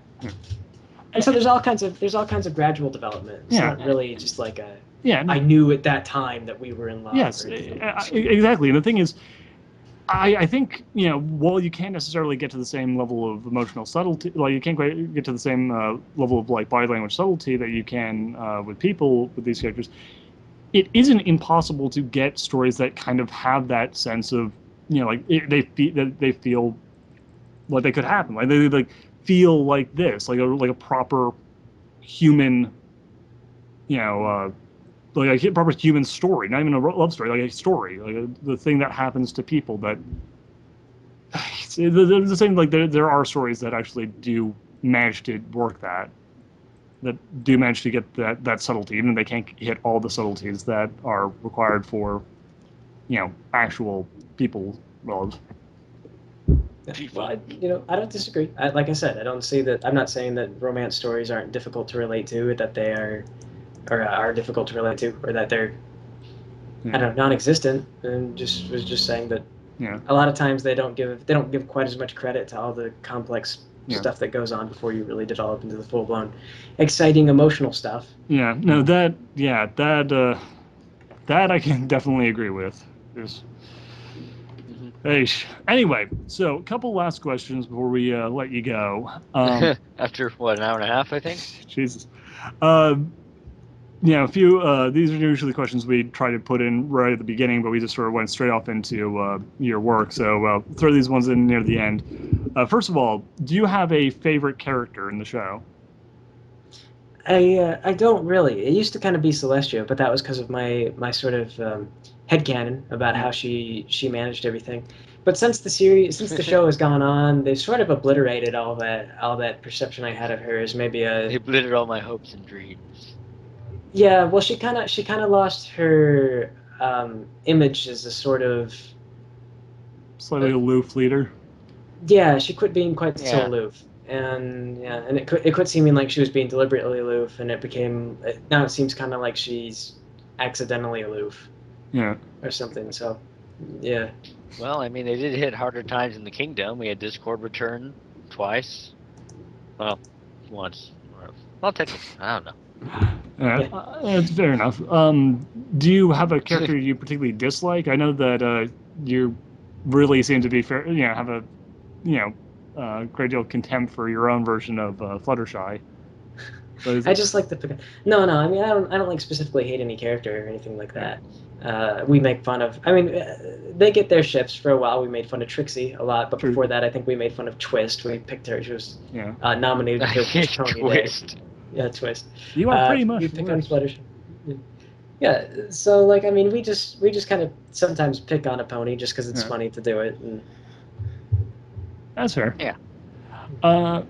Speaking of things that like, dislike, abridged series, etc., etc. Bad segue. That was a really It's a pretty bad segue. Again, I kind of forgot about this question until you reminded me of it. But hey, why not throw it in right at the end? End on a sour note. No, I was gonna say that you a few years back, not a few years back, a couple months back, possibly, I don't know, time ago, you had almost worked with another abridged group, Friendship is Witchcraft, on Ray Presents Captain Hook the Biker Gorilla, and that sort of fell apart pretty badly. In fact, actually, the first time I heard about your show was from them bad-mouthing it at a panel and then sort of backtracking it through... Actually, I heard them bad-mouth it. It was just like, oh, okay, well, I guess I won't watch that series. Then later on, I was watching a podcast called Stay Brony, My Friends, and the host actually mentioned enjoying your work. I was like, well, I respect him more than I respect them, so I'm going to go and check it out after all. But... It wouldn't have been too bad if they badmouthed us more often, but they kind of avoided it. Because for a while I was kind of I was kind of teasing them, but it was drawing a lot of attention to their series. Like it was one of those things that was like I was like, oh, those guys over there, they're like, they abridge at the Those pace of Dora the guys. Explorer. Well, because they like one of the things a lot of abridging groups when they first start they have problem with pacing. Is often the pacing is rather slow, Yeah. and I think people do that because they get a longer show, they get a longer video out of having slow pacing, but it's kind of more boring to watch. And so I would do something like I made fun of them. I was like, it's like listening to Dora the Explorer, only in pony form, and stuff like that. And so I was just kind of like I would just tease and pick on their stuff. But they were kind of sensitive about that. It turned out they really did not. They really didn't like it, and so they were avoiding talking about me because they didn't want to actually direct people. They didn't want to bring me to anyone's attention. And then at one point though, it was kind of like one of those things. I think I sent them a message, and I was just like, "Do you want to work? Do you want to work with us?" Because I don't really think poorly of your guys' work. Because I'd given it praise and I'd given it insults. I'd kind of done a little bit of both. And so I was like, if you guys want to work with us, we're planning Rainbow Factory, and it's going to be a lot of fun. We're going to do a musical section, which we haven't done before, and you guys are really good with music. So if you want to do the musical part of that, that would be great. And but they already didn't like me because, like I said, they were a little bit sensitive about my teasing. And it wasn't too long before they found a reason to kind of break off the whole thing. Yeah. So that's kind of the short end of what happened. Fair enough. Would you has that relationship ever repaired to any extent, or is it basically just There's not anything really to repair. It's kind of one of those where I don't know, you realize you're better off not touching it because they were really passive aggressive was one of the things that was going on. And actually I was even talking to Kenza about this not too long ago because she was like, well, you made this from I made a really crass joke and I can't remember what it was. Do you want me to remind you of it, or no, well, I'll get to it. What they were doing is they were going to my channel a lot, and I remember I would leave them I would compliment them, and then I would also I would harass them kind of. Yeah. And so what they were doing was they were going to my videos, and then they would leave a bunch of comments, and they were kind of mocking the people in my videos. They were because on YouTube comments tend to get kind of cyclical sometimes. People will say yeah, and so they were kind of making fun of some of the people who were leaving comments, or they were just being really passive aggressive. Right. And so they were just leaving these comments where they were pretending to act they were acting like they liked the work, but they were kind of oh, it's so wonderful that you have this nice simple show that anyone can enjoy. They were a little bit transparently full of crap, and so so they kept doing that. And then one day I was talking to him about something, and I wrapped it up with and I really hope you guys choke on dicks, and I mean that in the best possible way. Because I was just being the back and forth, they were being so passive aggressive, and so I just then got it's I hope you choke on a dick, and I mean that in the best possible way, knowing that if you have a boyfriend and if you don't choke on his dick, you aren't trying hard enough. So in a way, it's I'm wishing you good luck for your love. And so and so Kenza and I were talking about that last night. And she goes, if you don't really know the context of all the passive aggression that was going on, she goes, that was really crass. And she's I can see why maybe some people would be turned off by that joke. And I was but it was good in context. And she goes, yeah, but honey, if not everyone gets the context, it's a bad joke. And I was like, oh, okay, you can't, yeah. Context is important. It was mostly kind of important. Mostly, it was the point was I was telling them I was insulting them and then coming up with some ridiculously half-assed excuse. It was just me being yeah. I was making fun of their passive aggression, and then but they were oh, he's so sexist, and so.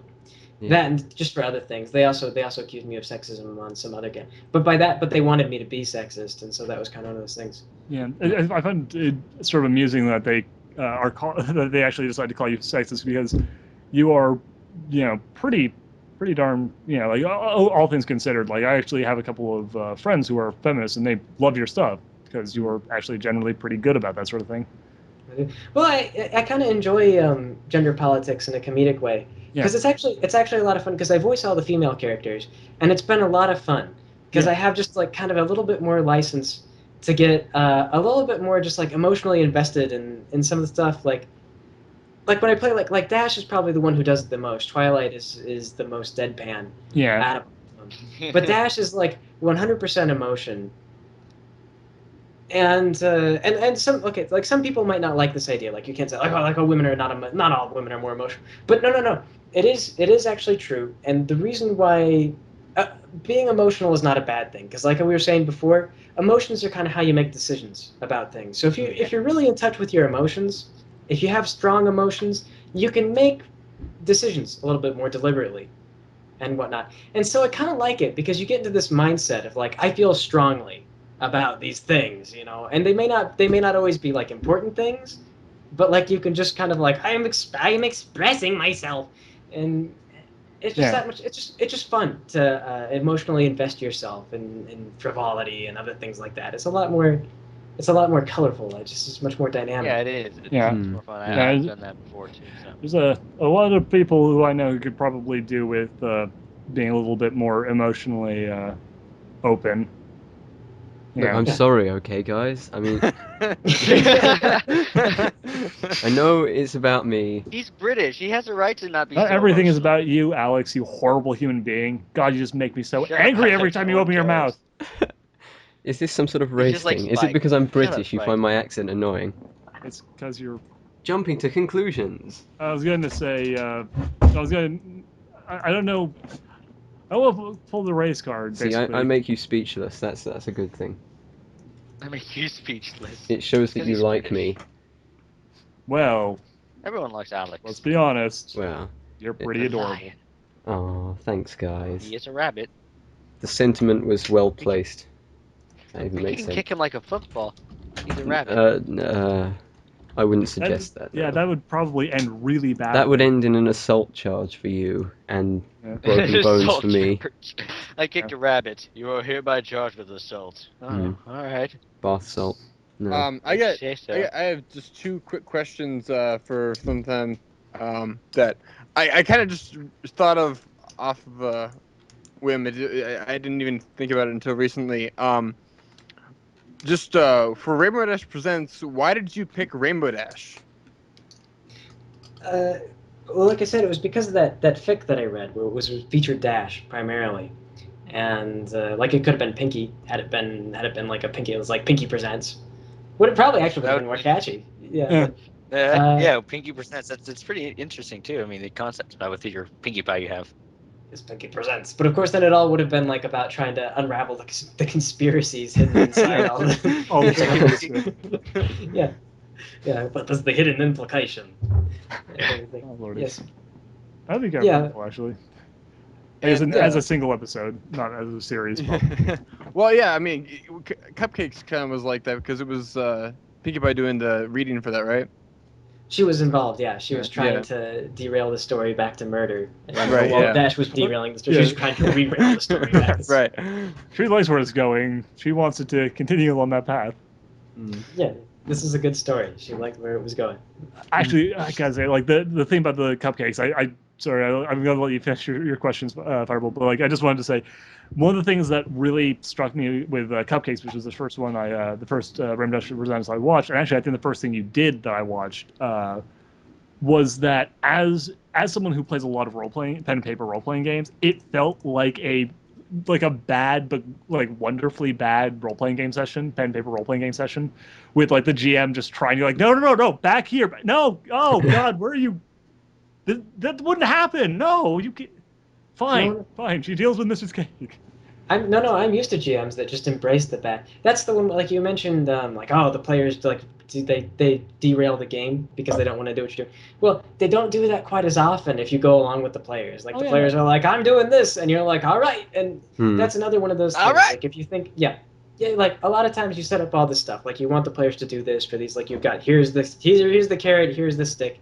And a lot of GMs try to use, like, the carrot and stick to keep their players on board. Yeah. And, but you don't always have to. Like, when they run off, when they see another carrot, you let them go get that carrot. You're like, oh, they want to go chase down, like, whatever. Okay. I have that same problem. Yeah. We used to have this really bad habit where we would meet NPCs and then really like them, and then we would kidnap them. So we would like start calling them, before we went on every adventure. Like, and it would be something like, it would be like the receptionist at the desk, because we'd like be sitting around and be like, we'd go to talk to some guy for a mission, and we'd sit and like we'd start talking to the receptionist, and she'd be like really nice, and we'd be like, so what do you do? And she'd be like, oh, I do this and I do that, and we'd be like, oh, do you like this? And she'd be like, yeah, I love that. And then we'd just be like, we really like Natalie the receptionist, and so we would get her number, and then like we would call Natalie and be like, Natalie, we're gonna go kill some mafia thugs. Do you want to join? Or like we wouldn't tell her that. We'd just be like, no, like, Natalie, we're gonna go out. You want to hang out with us? And she'd be like, oh, sure, guys. And then we'd drive her down to like the piers and kill mafia. And then like Natalie would freak out and be like, Natalie, you're a part of this now. Blood is on your hands. Yeah, to be fair, I've always loved being that kind of GM. Like I had this game I was running. It's a game set in the Buffy the Vampire Slayer universe, and the game actually ran for like 2 years. And it was originally just supposed to be this story, this offshoot story about like these people out in this snowy mountain village town dealing with these like evil Wendigo things. And basically by the end of by the around the point they were supposed to be entering the second act of the main story, they'd left the town, burnt down another town, killed most of the original main characters. One of the main characters had turned into a vampire. Another one had one of his limbs cut off and replaced it. Like went on a personal mission to get a robotic arm to replace it. And like nothing had anything to do with what we originally intended, but it was just like it was great because people when given a chance to be creative, but prevented from just being completely insane, can be wonderful. Like the stories that just come up from people interacting are great. Well, yeah, it's tough. I think the best thing to do if you want to run a good game is to let the party be their own leadership. Yeah. Like let someone in the party be in charge. Don't the parties usually don't GMPC a leader character. Well, you don't want to have like the Mafia Don show up and start telling them like what you're gonna do or I will kill you and stuff like that. Because at that point they'll wanna rise up. They'll want to kill the mafia boss who's like giving orders and things like that.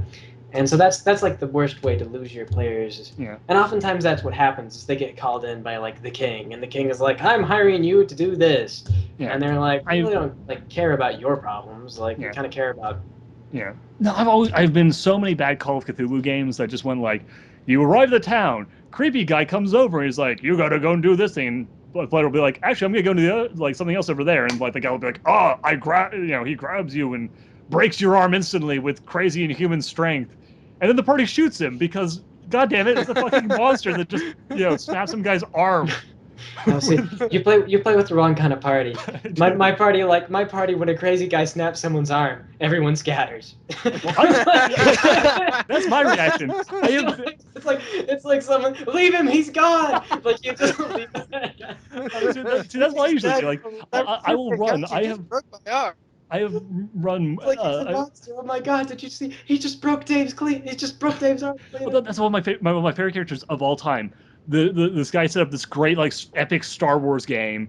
Like everyone was building like these crazy heroic super Jedi characters, and I built Washington Keg, neurotic Duros Jedi. His powers were sensing when danger was going to occur and having a ship that he could then run to and fly away because he was terrified of everything. And it's like every time like people like pull out, like the Sith jump out and they pull out their lightsabers and like I'm going back to the ship, guys. Well, fucking running. You know what one drives me nuts though is the goblin syndrome. When like every single creature or person that you run into develops goblin syndrome the minute that they get into combat. That's like they will not buckle, they will not break, they do not retreat, they do not give up, they fight to the death for whatever stupid ass cause that they've been hired to defend. Like, don't even like, and you know that these are normal people. Like they don't even know half the time what they're fighting for. They just know that you've infiltrated the base. And that you've got like an armful of grenades and no sense of self-preservation. Like that's one that I hate. Like I remember once playing in a game and I was like a space Khajiit. I can't remember. I was a cat man. Yeah. And it was based off of Cat from Red Dwarf. Yeah, it was based off of Cat from Red Dwarf. Yeah. And also I combined with Jizzy B from San Andreas. So I was running around. I was it was like one of those things like this is mine.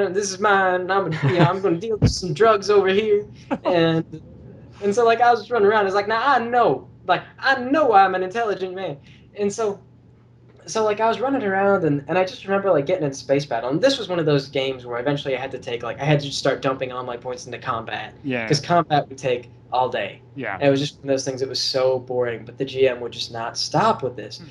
And so we would get in like combat battle, and they would I can't remember what his name was. It was some kind of thing. It was like a pimp named Slickback kind of name. It was one of those things like, no, Let's my call name him is AR for now. Just ignore him. We all do. Oh, fine, either way. Ignore. Okay. Anyways. Yeah. So anyway, yeah. So it was one of those things like they were like, do you know how to do space combat? And I was like, no, we just spent like the last like 2 months on a planet, and I didn't know we had a spaceship. So no, I do not have any space combat skills. And so they were like, all right, well, Jizzy B, you just sit here on the intercom, and if they hail us, say hello.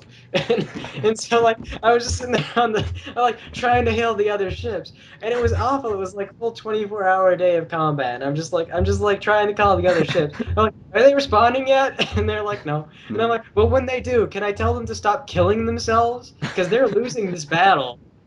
We're willing to talk surrender terms now. I'm really bored. Oh god, yes, that's two of my favorite stories about combat. I've been in one when I was playing in it was a game based on like the BattleTech system.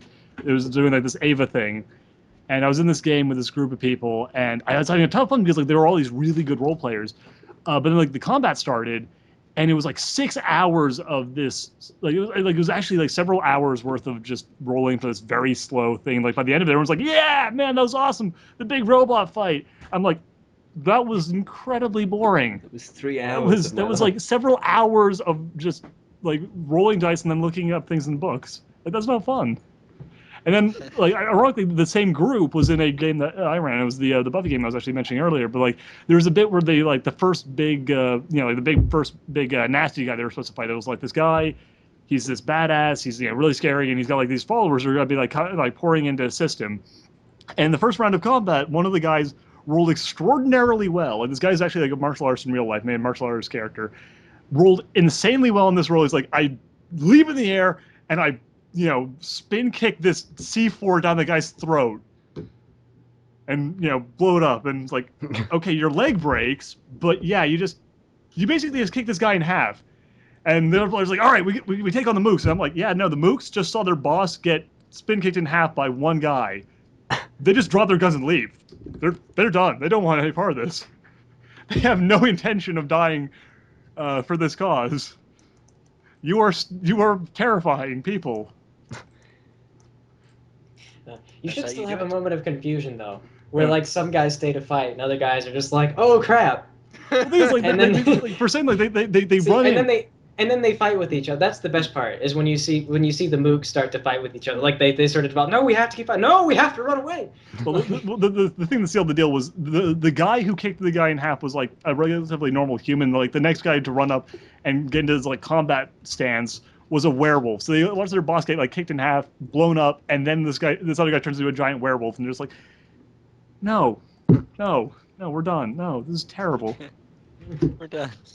I'm not getting paid enough for this. I'm not getting paid at all, actually. But to be fair, like the opposite happened. The opposite has happened a fair number of times where I've like had a character would be like, "Ah, he's a smarmy, evil guy," and he like walks up to me and he's like, "Oh, well, you see, I have this deal to propose to you, and I think you're going to have to like my terms." And then immediately one of the players will be like, "Okay," I grab his arm, snap it around his back, and shove him into the concrete, and go, "No, now here are our terms. We're gonna torture this guy." Our terms are you die. So we've got more friendly NPC stories relating to that kind of thing. Like sometimes you get the henchman will surrender and be like, no, I surrender. And so like you hold him and like, tell us everything we want to know, and he just tells you. And you're like, oh. Oh. And so like, and then Oh, you like okay. put him in the van and you drive him around. You like give him a ride home. You're like, so where do you live? And he's like, oh, over there. Oh So god. that's the same kind of thing. Like Natalie, like, have you met Natalie? Shit. Like, we're friendly people. We like people. I know that. He's great. No, that's great. Actually, I had a great version of that. It was like there was this big fight in the Star Wars thing. At one point, like, I did this giant, like, crazy badass action thing, grab this guy on a jetpack, flying down with him. The guy fails a morale check. He starts freaking out. And my guy, who's, this very nervous, very, like, nice guy's like, "Oh, God, I'm so sorry. I'm so sorry. I didn't mean to freak you out. Here, hold on. Let me get you down to the ground. I need your jetpack, but, like, I'm so sorry. I did not mean to freak you out. Here, just sit here. I'll be back for you later. We'll get you somewhere safe. It's fine. I'm so sorry for the Do inconvenience. you want ice cream? We ended up like having this entire subplot, basically just trying to get him somewhere safe because he was in shell shock, and we're just like, I feel really responsible for this guy because I kind of screwed up his life. We like try and get him like a job or something. You know, he doesn't really have any income now because his former employers were terrorists. But he seems like a really nice guy. Geez, like I feel really awkward now. But I just love that's why I love pen and paper role playing games. They're just fun. The best word to describe the games are fun. Good. Jeez. Hey, we've been talking for like 2 hours actually. Oh, but before we go, I'd like I had to. one more question, but Yeah, okay. Sorry. Go ahead. No. That's right. You were going to have one more. You do that one more question, which you've been waiting to do for about an hour now, and then I will finish up my thing. All right, go ahead. well, when you put out My Little Dashie,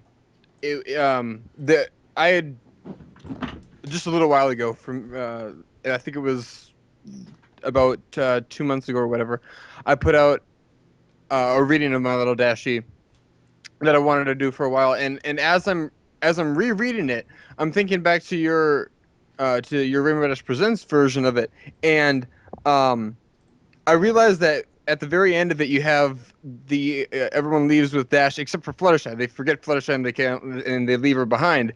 And I'm reading it, and as I'm reading it, I realize I think Fluttershy has like one dialogue in the entire thing, and it's like when they're all coming up to the guy and saying thanks, and then right before they leave, and it's like she's there, but she doesn't ever do anything. And I kind of thought about it and like, I wonder if he ever noticed that, and that's why they left her behind because they just didn't even know she was there. Was that the characters or? Yeah, the Or characters in the script. like, well, the characters just like the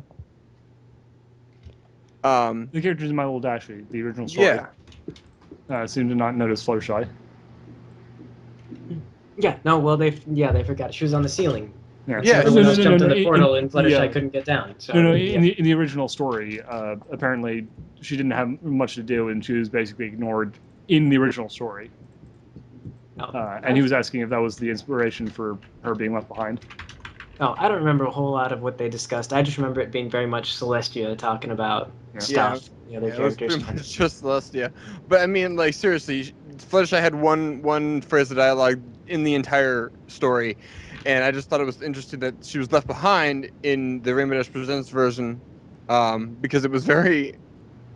I could see why they would leave her behind if she didn't even know. They didn't even know she was there. Yeah.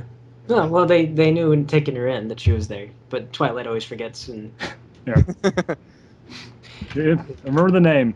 Lightning, you had one last question? Yeah. Well, it wasn't a question. It was more of a summing up thing and a thank you thing. Okay, hold on. Actually, I have one last little question that I thought of when Purple was saying before you say that. Okay. But Pinflam, I just was curious. After the end of the thing, like Fluttershy gets kind of grabbed and dragged off, and it's kind of implied that they're actually going to dissect, chop her up. Like the paranoia was actually totally justified the entire time. But exactly how, like, in the continuity are the Rainbow Dash Presents stories? they're stories for the most part. Yeah. Although, I think the ones where like they're actually kidnapped by Luna or whatnot have some canon. Well, so the one where they kidnapped by Luna obviously has some canon. The one that has the Spiders is There we has go. Spiders, canon. it's canon. Mm. Yeah. But like the rest of them are just stories. Yeah. Yeah. All right. Mm. You can bring back Luna because Luna's hilarious. Just saying. Favorite character? Yeah, she'll come back, but we would just need a good reason to bring her back. Yeah. Yay. Eventually. Yeah, Lightning, you want to Well, wrap this up? just have like a giant dinner party, and she can just be there, and then take off in the middle of the dinner party to go kill something. Okay. Okay. All I can say I haven't actually thought of a speech, and the thing that I've made was made about 5 seconds ago in a rush without any Wait, drawing. what'd you make? Well, you'll see it in a second. This Oh picture, dear. well, this is it's a trophy, and I'll put it up jeez. on the thing so that everyone at home can see it. This is Yeah, no, a don't have. thank you for Oh, dear being Lord. one of the kind of. I don't know. I feel like this conversation, as a guest, you've Beautiful. been amazing.